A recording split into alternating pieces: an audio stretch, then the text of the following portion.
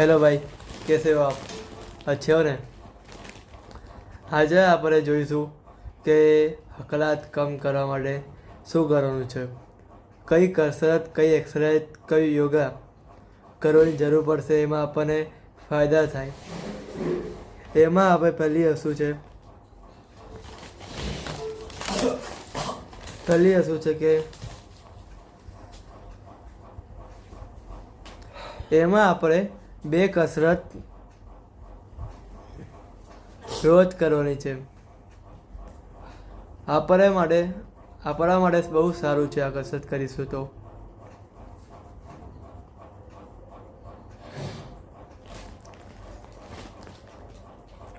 પહેલી કસરત છે કે પહેલાં આપણે શ્વાસ લેવાની કોશિશ કરી.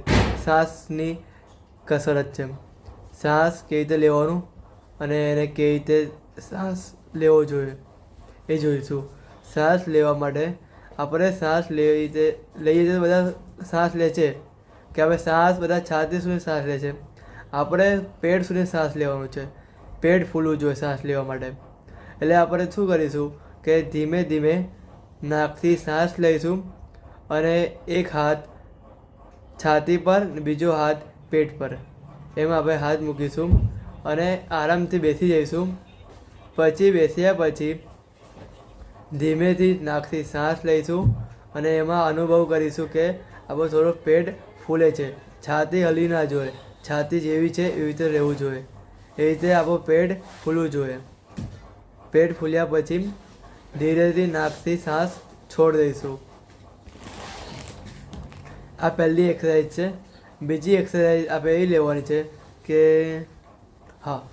બીજી એક્સરસાઇઝ છે શબ્દો પર.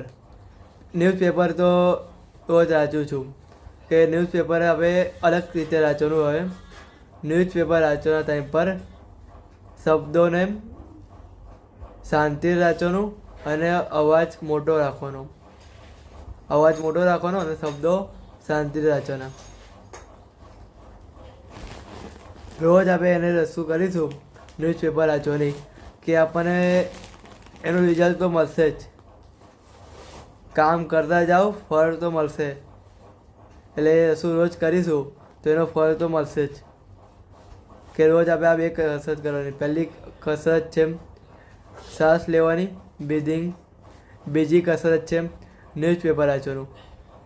શ્વાસ કેવી રીતે લેવાનું, એક હાથ પેટ પર, બીજો હાથ છાતી પર, અને શ્વાસ લેવાનો. નાકથી શ્વાસ લેવાનો, ધીમે ધીમે શ્વાસ લેવાનો અને નાકથી શ્વાસ છોડી દેવાનો. પછી બીજી એક્સરસાઇઝ છે આપણે કરીશું. બીજી એક્સરસાઇઝ આપણે બોલ્યા હતા કે ન્યૂઝપેપર વાંચવાનું. ન્યૂઝપેપર વાંચવાના ટાઈમ પર અવાજ મોટો રાખવાનો અને શબ્દોને શાંતિથી વાંચવાનું. શબ્દો શાંતિથી અને અવાજ મોટો રાખવાનો છે. આ બંને 2 એક્સરસાઇઝ રોજ આપણે કરીશું કે આપણને ફાયદા થશે.